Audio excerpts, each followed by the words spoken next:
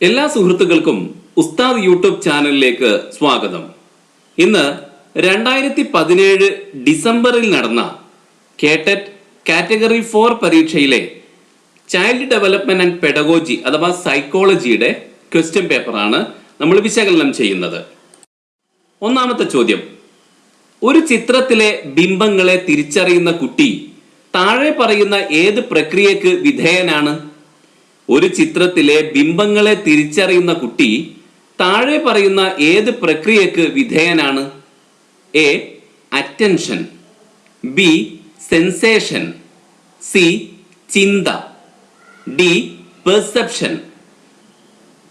ഉത്തരം ഡി ആണ്, perception. Perception ആണ് ശരിയായ ഉത്തരം, ഡി എന്ന ഓപ്ഷൻ. 2.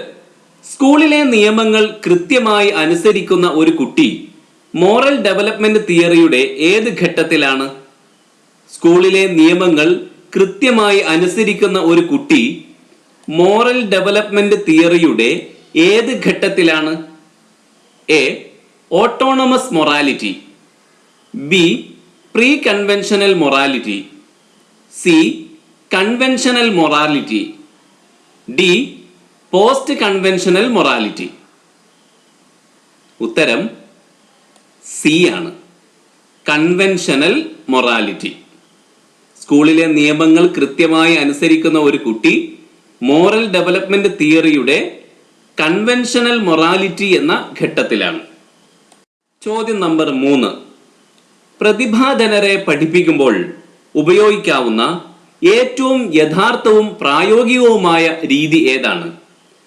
പ്രതിഭാധനരെ പഠിപ്പിക്കുമ്പോൾ ഉപയോഗിക്കാവുന്ന ഏറ്റവും യഥാർത്ഥവും പ്രായോഗികവുമായ രീതി ഏതാണ്? A. Acceleration, B. Segregation, C. Summer school വിദ്യാഭ്യാസം, ഡി. Enrichment programme. ഉത്തരം ഡി ആണ്, എൻറിച്ച്മെന്റ് പ്രോഗ്രാം. പ്രതിഭാധനരെ പഠിപ്പിക്കുമ്പോൾ ഉപയോഗിക്കാവുന്ന ഏറ്റവും യഥാർത്ഥവും പ്രായോഗികവുമായ രീതി എൻറിച്ച്മെന്റ് പ്രോഗ്രാമാണ്. ചോദ്യം 4: താഴെ പറയുന്നവയിൽ പ്രാഥമിക ഗ്രൂപ്പ് ഏതാണ്? താഴെ പറയുന്നവയിൽ പ്രാഥമിക ഗ്രൂപ്പ് ഏതാണ്? എ. ജനക്കൂട്ടം, ബി. ചെറുസംഘം, സി. സമുദായം, ഡി. കുടുംബം. ഉത്തരം ഡി ആണ്, കുടുംബം. ഈ കൂട്ടത്തിൽ പ്രാഥമിക ഗ്രൂപ്പ് കുടുംബമാണ്. ഡി ആണ് ഉത്തരം. 5. ഗ്രൂപ്പ് കൗൺസിലിംഗിൽ കൗൺസിലറുടെ ധർമ്മം എന്താണ്? ഗ്രൂപ്പ് കൗൺസിലിംഗിൽ കൗൺസിലറുടെ ധർമ്മം എന്ത്? എ. സംഘാടകൻ, ബി. നേതാവ്, സി. അനുയായി, ഡി. സഹായി. ഉത്തരം ബി ആണ്, നേതാവ്. 6-ാമത്തെ ചോദ്യം: കുട്ടികളെ സാഹചര്യങ്ങളുമായി പൊരുത്തപ്പെടാനും നല്ല പൗരന്മാർ ആക്കാനും കൊടുക്കാൻ കഴിയുന്ന മാർഗനിർദ്ദേശം ഏത്? കുട്ടികളെ സാഹചര്യങ്ങളുമായി പൊരുത്തപ്പെടാനും നല്ല പൗരന്മാർ ആക്കാനും കൊടുക്കാൻ കഴിയുന്ന മാർഗനിർദ്ദേശം ഏത്? എ. വ്യക്തി അധിഷ്ഠിത മാർഗനിർദ്ദേശം, ബി. ജോലി സംബന്ധമായ മാർഗനിർദ്ദേശം, സി. തൊഴിലധിഷ്ഠിതമായ മാർഗനിർദ്ദേശം, ഡി. പാരിസ്ഥിതിക മാർഗനിർദ്ദേശം. ഉത്തരം എ ആണ്, വ്യക്തി അധിഷ്ഠിത മാർഗനിർദ്ദേശം. കുട്ടികളെ സാഹചര്യങ്ങളുമായി പൊരുത്തപ്പെടാനും നല്ല പൗരന്മാർ ആക്കാനും കൊടുക്കാൻ കഴിയുന്ന മാർഗനിർദ്ദേശം വ്യക്തി അധിഷ്ഠിത മാർഗനിർദ്ദേശമാണ്. എ ആണ് ഉത്തരം. 7. ക്ലാസ് നിയന്ത്രണത്തിനുള്ള ശാസ്ത്രീയ രീതിയെ പറയുന്ന പേര് എന്താണ്? ക്ലാസ് നിയന്ത്രണത്തിനുള്ള ശാസ്ത്രീയ രീതിയെ പറയുന്ന പേര് എന്താണ്? A. Class room management, B. Class room inspection, C. Class room supervision, D. Class room control. ഉത്തരം എ ആണ്, ക്ലാസ് റൂം മാനേജ്മെന്റ്. ക്ലാസ് നിയന്ത്രണത്തിനുള്ള ശാസ്ത്രീയ രീതിയെ പറയുന്ന പേര് ക്ലാസ് റൂം മാനേജ്മെന്റ് എന്നാണ്. എ ആണ് ഉത്തരം. എട്ടാമത്തെ ചോദ്യം. വൈജ്ഞാനിക വികാസത്തെ വൈഗോട്സ്കി വിശദീകരിക്കുന്നത് എങ്ങനെയാണ്? വൈജ്ഞാനിക വികാസത്തെ വൈഗോട്സ്കി വിശദീകരിക്കുന്നത് എങ്ങനെ? എ.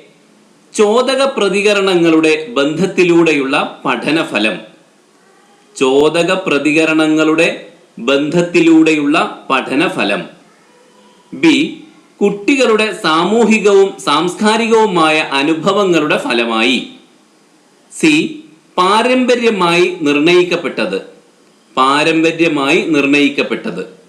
ഡി. ജൈവശാസ്ത്രപരമായ പാകതയിലൂടെ സംഭവിക്കുന്നത്. ഉത്തരം ബി ആണ്. കുട്ടികളുടെ സാമൂഹികവും സാംസ്കാരികവുമായ അനുഭവങ്ങളുടെ ഫലമായി. അങ്ങനെയാണ് വൈജ്ഞാനിക വികാസത്തെ വൈഗോട്സ്കി വിശദീകരിക്കുന്നത്. ബി ആണ് ഉത്തരം. 9. കൗമാര കാലഘട്ടത്തിൽ ചിന്താശേഷി തുടങ്ങുന്നത് അമൂർത്തതയിലൂന്നിയാണ് എന്ന് പ്രതിപാദിച്ച മനഃശാസ്ത്രജ്ഞൻ ആരാണ്? കൗമാര കാലഘട്ടത്തിൽ ചിന്താശേഷി തുടങ്ങുന്നത് അമൂർത്തതയിലൂന്നിയാണ് എന്ന് പ്രതിപാദിച്ച മനഃശാസ്ത്രജ്ഞൻ ആരാണ്? A. Sigmund Freud. B. Albert Bandura. C. Jean പിയാഷെ. ഡി. Margaret Mead. ഉത്തരം സി ആണ്. ജീൻ പിയാഷെ. ജീൻ പിയാഷെയാണ് കൗമാര കാലഘട്ടത്തിൽ ചിന്താശേഷി തുടങ്ങുന്നത് അമൂർത്തതയിലൂന്നിയാണ് എന്ന് പ്രതിപാദിച്ചത്. 10. താഴെ പറയുന്ന മനഃശാസ്ത്രജ്ഞരിൽ നിരീക്ഷണ പഠനത്തിന് ഊന്നൽ നൽകിയത് ആരാണ്? താഴെ പറയുന്ന മനഃശാസ്ത്രജ്ഞരിൽ നിരീക്ഷണ പഠനത്തിന് ഊന്നൽ നൽകിയത് ആരാണ്? A. Jerome S Bruner. B. Lev Vygotsky. C. Albert ബന്ദൂര. D. Daniel Goldman. ഉത്തരം സി ആണ്. ആൽബർട്ട് ബന്ദൂര. താഴെ പറയുന്ന മനഃശാസ്ത്രജ്ഞരിൽ നിരീക്ഷണ പഠനത്തിന് ഊന്നൽ നൽകിയത് ആൽബർട്ട് ബന്ദൂരയാണ്. സി ആണ് ഉത്തരം. 11. സ്കൂൾ വിദ്യാർത്ഥിനികളിൽ നേതൃപാടവം വളർത്തുന്നതിനായി ഉപയോഗിക്കാവുന്ന ഏറ്റവും ഫലവത്തായ രീതി ഏതാണ്? സ്കൂൾ വിദ്യാർത്ഥിനികളിൽ നേതൃപാടവം വളർത്തുന്നതിനായി ഉപയോഗിക്കാവുന്ന ഏറ്റവും ഫലവത്തായ രീതി ഏതാണ്? എ. സ്കൗട്ട്, സ്കൂൾ പാർലമെന്റ് തുടങ്ങിയവ സംഘടിപ്പിക്കുക. ബി. ബോധവൽക്കരണം നടത്തുക. സി. കുട്ടികളെ പഠന പ്രവർത്തനങ്ങളിൽ പങ്കെടുപ്പിക്കുക. ഡി. സ്വയം പഠന രീതി പ്രോത്സാഹിപ്പിക്കുക. ഉത്തരം എ ആണ്. സ്കൂൾ വിദ്യാർത്ഥിനികളിൽ നേതൃപാടവം വളർത്തുന്നതിനായി ഉപയോഗിക്കാവുന്ന ഏറ്റവും ഫലവത്തായ രീതി സ്കൗട്ട്, സ്കൂൾ പാർലമെന്റ് തുടങ്ങിയവ സംഘടിപ്പിക്കലാണ്. എ ആണ് ഉത്തരം. 12. യഥാർത്ഥ പഠന നിലയും ആർജിക്കാൻ കഴിയുന്ന പഠന നിലയും തമ്മിലുള്ള അന്തരമാണ്. യഥാർത്ഥ പഠന നിലയും ആർജിക്കാൻ കഴിയുന്ന പഠന നിലയും തമ്മിലുള്ള അന്തരമാണ്. A. Zone of proximal development. B. Zone of initial development. C. Zone of potential development. D. Zone of individual development. ഉത്തരം എ ആണ്. Zone of proximal development. അപ്പോൾ സോൺ ഓഫ് പ്രോക്സിമൽ ഡെവലപ്മെന്റ് എന്നാൽ എന്താണ്? യഥാർത്ഥ പഠന നിലയും ആർജിക്കാൻ കഴിയുന്ന പഠന നിലയും തമ്മിലുള്ള അന്തരമാണ് zone of proximal development. A ആണ് ശരിയായ ഓപ്ഷൻ. 13. റാം തന്റെ താമസിച്ചുള്ള വരവിനെ സാമാന്യമായി അംഗീകരിക്കപ്പെടുന്ന കാരണം പറഞ്ഞ് ന്യായീകരിക്കുന്നു. ഇത് എന്തിനുദാഹരണമാണ്? റാം തന്റെ താമസിച്ചുള്ള വരവിനെ സാമാന്യമായി അംഗീകരിക്കപ്പെടുന്ന കാരണം പറഞ്ഞ് ന്യായീകരിക്കുന്നു. ഇത് എന്തിനുദാഹരണമാണ്? A. Rationalisation. B. Projection. C. Identification. D. Compensation. ഉത്തരം എ ആണ്. റാഷണലൈസേഷൻ. റാം എന്ന വ്യക്തി അയാളുടെ താമസിച്ചുള്ള വരവിനെ സാമാന്യമായി അംഗീകരിക്കപ്പെടുന്ന കാരണം പറഞ്ഞ് ന്യായീകരിക്കുന്നു. ഇത് റാഷണലൈസേഷന് ഉദാഹരണമാണ്. 14. കൺസെപ്റ്റ് മാപ്പ് ഉപയോഗിച്ച് നന്നായി പഠിക്കാൻ കഴിയുന്ന ഒരു കുട്ടിയെ ഏതു വിഭാഗത്തിൽ പെടുത്താം? കൺസെപ്റ്റ് മാപ്പ് ഉപയോഗിച്ച് നന്നായി പഠിക്കാൻ കഴിയുന്ന ഒരു കുട്ടിയെ ഏതു വിഭാഗത്തിൽ പെടുത്താം? എ. ശ്രാവ്യ പഠിതാവ്, ഓഡിറ്ററി ലേണർ. ബി. ദൃശ്യ പഠിതാവ്, വിഷ്വൽ ലേണർ. സി. കൈനസ്തെറ്റിക് പഠിതാവ്, കൈനസ്തെറ്റിക് ലേണർ. ഡി. ശീലാധിഷ്ഠിത പഠിതാവ്, ഹാബിച്വൽ ലേണർ. ഉത്തരം ബി ആണ്. ദൃശ്യ പഠിതാവ്, വിഷ്വൽ ലേണർ. കൺസെപ്റ്റ് മാപ്പ് ഉപയോഗിച്ച് നന്നായി പഠിക്കാൻ കഴിയുന്ന ഒരു കുട്ടിയെ ദൃശ്യ പഠിതാവ്, വിഷ്വൽ ലേണർ എന്ന വിഭാഗത്തിൽ ഉൾപ്പെടുത്താം. ബി ആണ് ഉത്തരം. 15. ക്രമീകൃതമായ പ്രവർത്തനങ്ങളിലുള്ള പരിശീലനത്തിലൂടെ പൂർണ്ണതയിലെത്തുന്നതിനെ പറയുന്നത്? ക്രമീകൃതമായ പ്രവർത്തനങ്ങളിലുള്ള പരിശീലനത്തിലൂടെ പൂർണ്ണതയിലെത്തുന്നതിനെ പറയുന്നത്? എ. ബുദ്ധി അഥവാ ഇന്റലിജൻസ്. ബി. പാകത നേടൽ അഥവാ മെച്ചുറേഷൻ. സി. ശീലം അഥവാ ഹാബിറ്റ്. ഡി. നൈപുണികൾ അഥവാ സ്കിൽ. ഉത്തരം ഡി ആണ്. നൈപുണികൾ, സ്കിൽ. ക്രമീകൃതമായ പ്രവർത്തനങ്ങളിലുള്ള പരിശീലനത്തിലൂടെ പൂർണ്ണതയിലെത്തുന്നതിനെ പറയുന്നത് നൈപുണികൾ അഥവാ സ്കിൽ എന്നാണ്. 16. ഇന്ത്യയിൽ എല്ലാ വർഷവും ദേശീയ വിദ്യാഭ്യാസ ദിനമായി ആഘോഷിക്കുന്ന ദിവസം ഏതാണ്? ഇന്ത്യയിൽ എല്ലാ വർഷവും ദേശീയ വിദ്യാഭ്യാസ ദിനമായി ആഘോഷിക്കുന്ന ദിവസം ഏതാണ്? A. November 14. B. November 11. C. December 1. D. December 10. ദേശീയ വിദ്യാഭ്യാസ ദിനം ഇന്ത്യയിൽ എന്നാണ് ചോദ്യം. ഉത്തരം ബി ആണ്. നവംബർ 11. 17. ഒരു സന്ദർഭത്തിൽ പഠിച്ചത് മറ്റൊരു സന്ദർഭത്തിൽ പ്രയോജനപ്പെടുത്തുന്നതിനെ അറിയപ്പെടുന്നത്? ഒരു സന്ദർഭത്തിൽ പഠിച്ചത് മറ്റൊരു സന്ദർഭത്തിൽ പ്രയോജനപ്പെടുത്തുന്നതിനെ അറിയപ്പെടുന്നത്? എ. ഓർമ്മ അഥവാ മെമ്മറി. ബി. മറവി അഥവാ ഫോർഗെറ്റിംഗ്. സി. പഠനാന്തരണം, ട്രാൻസ്ഫർ ഓഫ് ലേണിംഗ്. ഡി. പ്രത്യക്ഷണം, പെർസെപ്ഷൻ. ഉത്തരം സി ആണ്. പഠനാന്തരണം അഥവാ ട്രാൻസ്ഫർ ഓഫ് ലേണിംഗ്. ഒരു സന്ദർഭത്തിൽ പഠിച്ചത് മറ്റൊരു സന്ദർഭത്തിൽ പ്രയോജനപ്പെടുത്തുന്നതിനെയാണ് പഠനാന്തരണം അഥവാ ട്രാൻസ്ഫർ ഓഫ് ലേണിംഗ് എന്ന് വിളിക്കുന്നത്. സി ആണ് ശരിയായത്. 18. ADHD അറിയപ്പെടുന്നത്? ADHD അറിയപ്പെടുന്നത് A. Attention deficit hyperactivity disorder. B. Attention deficit hypersensitive disorder. C. Attention deficit hyperactive disease. D. Attention deviating hypersensitive disorder. ഉത്തരം എ ആണ്. ADHD എന്നതിൻ്റെ full attention deficit hyperactivity disorder എന്നാണ്. A ആണ് ഉത്തരം. 19. നിങ്ങളുടെ വിദ്യാർത്ഥികളിൽ ആന്തരിക പ്രേരണ ഉളവാക്കാൻ എന്തു ചെയ്യും? നിങ്ങളുടെ വിദ്യാർത്ഥികളിൽ ആന്തരിക പ്രേരണ ഉളവാക്കാൻ എന്തു ചെയ്യും? എ. സമ്മാനങ്ങൾ നൽകുന്നു. ബി. അച്ചടക്കം പഠിപ്പിക്കുന്നു. സി. അവരുടെ ലക്ഷ്യം തിരിച്ചറിയാൻ സഹായിക്കുന്നു. ഡി. പരസ്പര പഠനം പ്രോത്സാഹിപ്പിക്കുന്നു. ഇതിലേതാണ് നിങ്ങൾ ചെയ്യുക? എ. സമ്മാനങ്ങൾ നൽകുന്നു. ബി. അച്ചടക്കം പഠിപ്പിക്കുന്നു. സി. അവരുടെ ലക്ഷ്യം തിരിച്ചറിയാൻ സഹായിക്കുന്നു. ഡി. പരസ്പര പഠനം പ്രോത്സാഹിപ്പിക്കുന്നു. ഉത്തരം സി ആണ്. അവരുടെ ലക്ഷ്യം തിരിച്ചറിയാൻ സഹായിക്കുന്നു എന്നതാണ്. 20. ആദ്യം പഠിച്ച കാര്യങ്ങൾ പിന്നീടുള്ള പഠനത്തെ തടസ്സപ്പെടുത്തുന്നതിനെ വിളിക്കാവുന്നത്? ആദ്യം പഠിച്ച കാര്യങ്ങൾ പിന്നീടുള്ള പഠനത്തെ തടസ്സപ്പെടുത്തുന്നതിനെ വിളിക്കാവുന്നത്? എ. ആലേഖന പരാജയം, എൻകോഡിംഗ് ഫെയിലർ. ബി. റിപ്രഷൻ.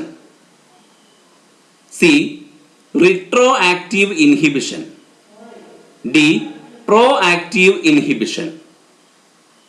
ഉത്തരം ഡി ആണ്, പ്രോ ആക്റ്റീവ് ഇൻഹിബിഷൻ. എന്താണ് പ്രോ ആക്റ്റീവ് ഇൻഹിബിഷൻ? ആദ്യം പഠിച്ച കാര്യങ്ങൾ പിന്നീടുള്ള പഠനത്തെ തടസ്സപ്പെടുത്തുന്നതിനെയാണ് പ്രോ ആക്റ്റീവ് ഇൻഹിബിഷൻ എന്ന് വിളിക്കുന്നത്. ഡി ആണ് ഉത്തരം. 21. മോഷണം രാജുവിന്റെ ഒരു ശീലമാണ്. ഇത് കുറക്കുന്നതിന് വേണ്ടി അവന് പ്രാധാന്യമുള്ള ഒരു സാഹചര്യം അവനിൽ നിന്നും എടുത്തു മാറ്റുന്നു.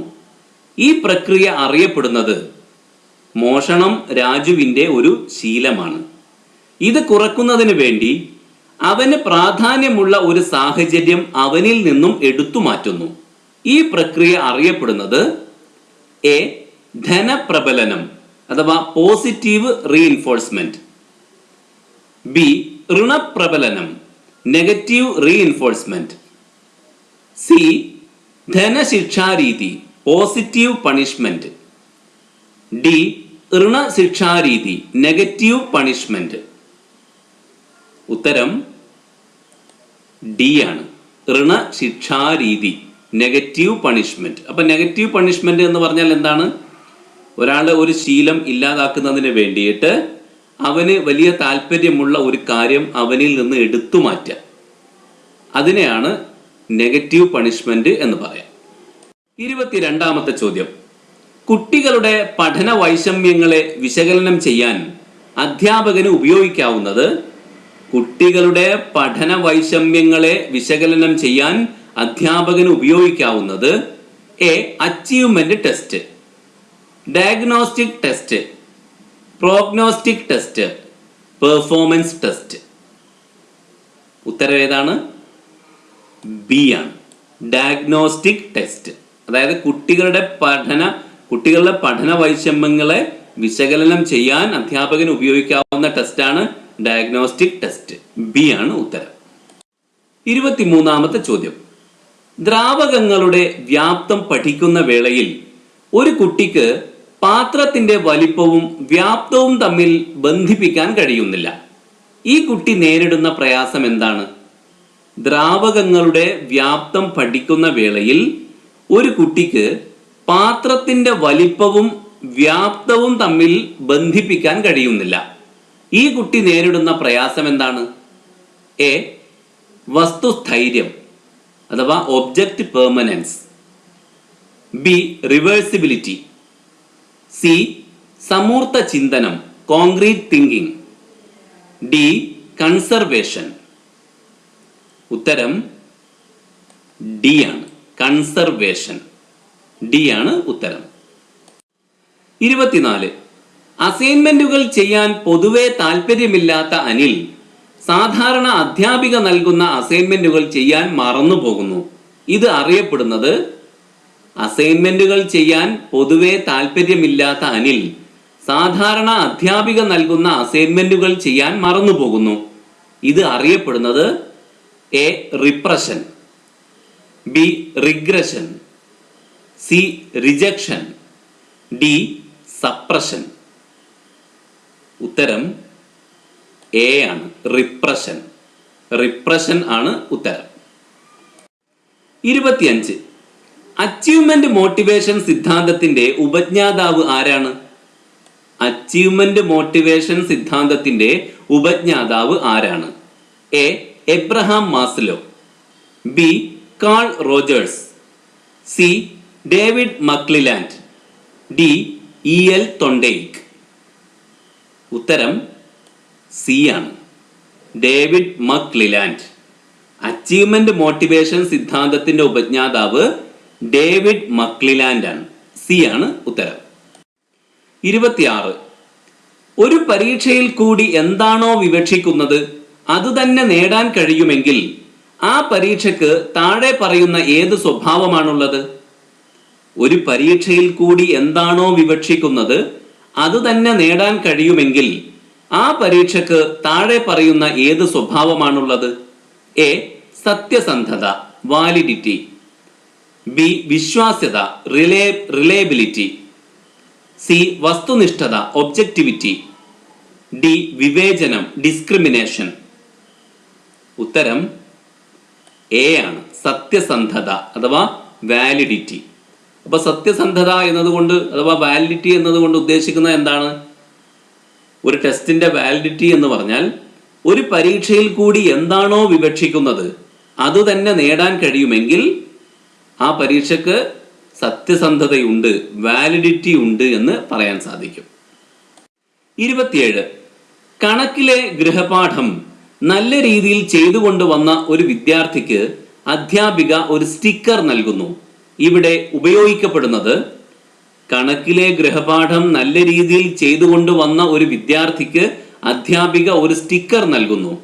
ഇവിടെ ഉപയോഗിക്കപ്പെടുന്നത് എ പ്രബലനം, B extension, C substitution, D സാമാന്യവൽക്കരണം. ഉത്തരം എ ആണ്, പ്രബലനം, പ്രബലനമാണ്. 28. ഒരു പാഠഭാഗം അവതരിപ്പിക്കുമ്പോൾ താഴെ പറയുന്നവയിൽ ഏതാണ് ഏറ്റവും പ്രാധാന്യമുള്ളത്? ഒരു പാഠഭാഗം അവതരിപ്പിക്കുമ്പോൾ താഴെ പറയുന്നവയിൽ ഏതാണ് ഏറ്റവും പ്രാധാന്യം ഉള്ളത്?